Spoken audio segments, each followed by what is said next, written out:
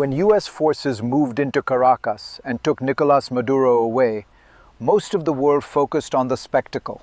Regime change, sovereignty violated, another American intervention. But if you listen carefully in Moscow, that is not where the real tension lies. For Vladimir Putin, this is not primarily a story about ideology or even diplomacy.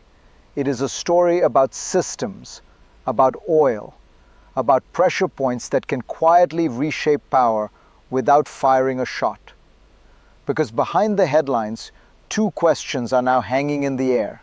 Questions that matter far more to the Kremlin than who governs Venezuela. Will this intervention be used to push global oil prices down? And will it become a test case for a broader assault on Russia's shadow oil fleet? If you want to understand why this moment matters far beyond Latin America, stay with me and consider subscribing if you value calm, structured analysis over noise. To see why these questions exist at all, we need to step back and look at how Moscow interprets power, order, and American intent. To Russian policymakers, the Caracas operation fits into a much larger pattern. They do not ask first whether it was legal or moral. They ask what it reveals about how Washington now thinks about power. From Moscow's perspective, the Trump administration is signaling a return to spheres of influence, openly, unapologetically. The Western Hemisphere is framed as America's strategic backyard, and in that framing, something remarkable happens. Russia's own long-standing claims about its near abroad suddenly look less aberrational, less isolating. This is why figures like Dmitry Medvedev moved so quickly to say that Washington no longer has anything to reproach Russia for. The argument is not that Russia is right, it is that everyone is now playing by the same rules. At the same time, the Venezuela operation has aggravated divisions between the United States and its allies, particularly in NATO, where concerns about overreach are growing. For Moscow, that disunity is not a footnote, it is an opportunity. But this diplomatic reframing is only the surface layer. Beneath it lies a deeper, more consequential story, one rooted in history, energy, and long economic cycles. To understand why Venezuela matters to Russia at all, you have to rewind 2 decades. Moscow's involvement there was never sentimental. It was transactional, cyclical, and deeply tied to the rise of energy-driven power. In the early 2000s, high oil prices gave Russia surplus capital and global confidence. Venezuela, isolated from Washington and rich in reserves, became a natural partner. Russian firms invested in oil fields. The Kremlin extended loans. Weapons sales followed. This was not alliance building in the Cold War sense. It was leverage building in a commodity-based world. Energy revenues underwrote Russian influence far beyond its borders.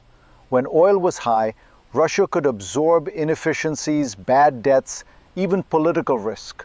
When oil fell, those same relationships became liabilities overnight. Venezuela survived for years inside that protective bubble. Discounted oil flows, deferred repayments, symbolic partnerships dressed up as strategic. The Caracas intervention abruptly punctures that model. It exposes how dependent Russia's global reach remains on stable energy markets and permissive enforcement environments. And it sets the stage for the first real stress test, where political symbolism collides with hard economic loss. The first rupture is already visible, and it is not theoretical. With Maduro gone, Russian investments in Venezuela's oil sector, built patiently over 20 years, are effectively stranded. Some will be written off quietly, others will linger on paper, but in real terms, that capital is gone. Along with it, the assumption that political loyalty guarantees economic durability. The same applies to arms sales. Loans extended for Venezuelan purchases of Russian weapons now face an uncertain, likely terminal future. The damage here is not only financial, it is reputational. When U.S. officials openly mock the battlefield performance of Russian systems, That message travels, fair or not, to every potential buyer watching. Trade flows, already modest, are at risk of collapsing altogether. And the ripple effects extend outward, cutting discounted Venezuelan energy supplies to partners like Cuba, relationships Moscow cultivated precisely to project influence close to U.S. shores. If this were the full picture, the Kremlin could absorb it. Russia has endured losses before. But this crisis is not alarming because of what it destroys. It is alarming because of what it may signal next. What truly unsettles Moscow is not the loss of assets, but the exposure of a mechanism it depends on. Russia's global posture rests on an assumption that enforcement is selective, that sanctions exist but are uneven, that gray zones, legal, maritime, financial, can be navigated quietly. Venezuela fit perfectly into that system. Oil could move, tankers could change flags, transactions could blur into the background noise of global trade. This is where the shadow fleet enters the picture, a vast, opaque network moving Russian crude outside traditional channels. It functions not because it is invisible, but because pressure has so far been limited, cautious, fragmented. The Caracas operation threatens to change that logic. If U.S. forces can seize a head of state, they can seize ships. If Washington is willing to test boundaries in Venezuela, it may be willing to test them at sea. This is no longer about Latin America. It is about whether the informal infrastructure that props up Russian energy exports remains tolerable or becomes the next battlefield. And once energy logistics are politicized at this level, the consequences escalate quickly, because the next shock does not begin with diplomacy. It begins with prices. The second crisis arrives quietly, through numbers on a screen. Global energy markets are already softening. Demand is uneven, supply is flexible, and into that fragile balance comes a new possibility.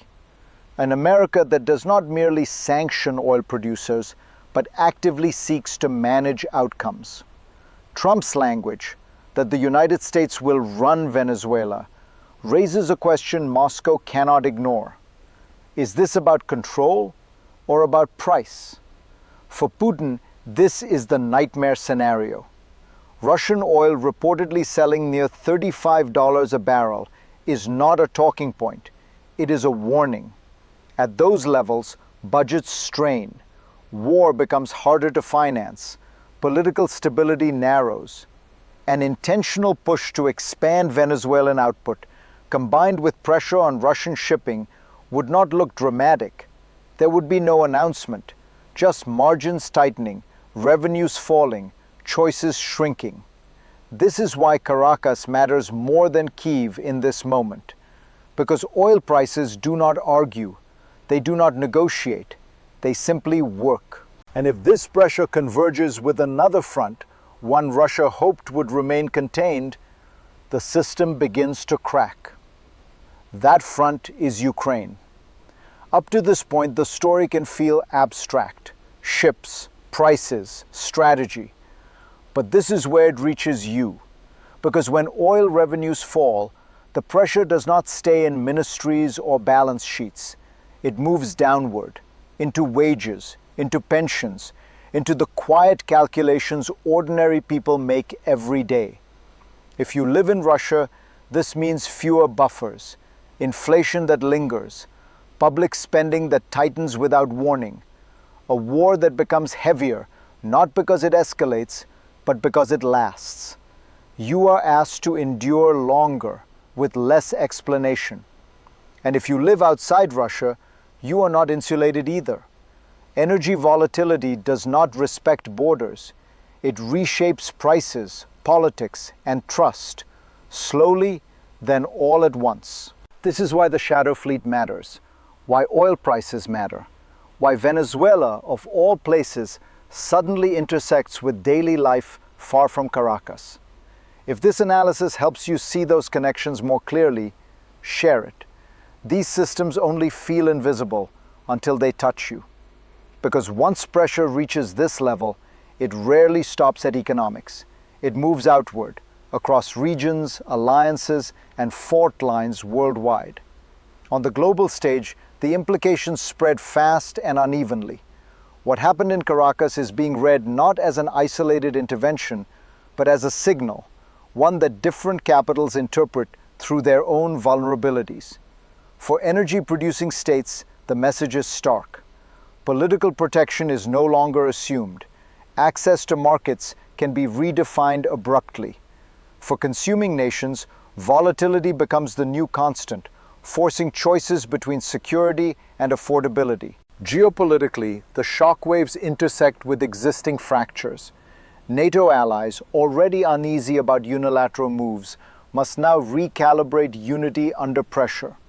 Non-aligned states, those Russia courts as part of a so-called global majority, watch closely, measuring how resilient American power really is and how costly defiance might become. Meanwhile, maritime routes, insurance markets, and enforcement norms all tighten. What was once tolerated ambiguity starts to look like liability. This is how global order shifts today, not with declarations, but with precedents, not with treaties, but with enforcement. And once a precedent is set, the future stops being hypothetical. It demands scenarios. Looking ahead, three paths begin to emerge. None are clean. All are revealing. The first is the stabilizing outcome. Oil prices recover modestly. U.S. enforcement remains selective. Venezuela becomes a symbolic assertion, not a systemic pivot. In this scenario, Putin absorbs the shock. Losses are real, but manageable. The war in Ukraine grinds on, unchanged. The second path is murkier. Pressure accumulates unevenly. Russian tankers face more scrutiny. Revenues slip, not catastrophically, but persistently. Moscow compensates by tightening internally and leaning harder on partners. The system holds, but at a higher social and political cost. The third path is the one Putin fears most. Venezuela becomes a laboratory. Oil supply expands, enforcement hardens, Western unity reconsolidates around Ukraine. The shadow fleet shrinks. Energy income falls decisively. In this world, choices narrow fast. Strategy gives way to survival. Great powers rarely collapse suddenly. They erode under compounded pressure. Which path emerges will depend less on rhetoric than on execution. And that brings us to what this moment ultimately reveals. This is the quiet lesson of the Caracas moment. Power today is not measured only by missiles or speeches, but by the ability to shape systems others rely on, and to do so without ever naming the target. Putin understands this, which is why his real concern is not Venezuela itself, but whether it marks a shift in American behavior. A willingness to press on oil prices, to enforce rules at sea, to connect distant theaters, energy, shipping, Ukraine, into a single pressure architecture.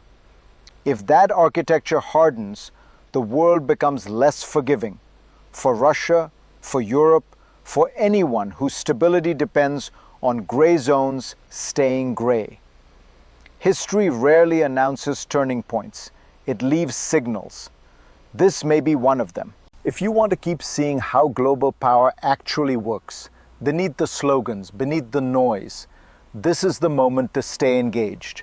Follow, subscribe, and share this analysis. Because the next chapter will not begin in Caracas. It will begin where pressure finally meets resistance.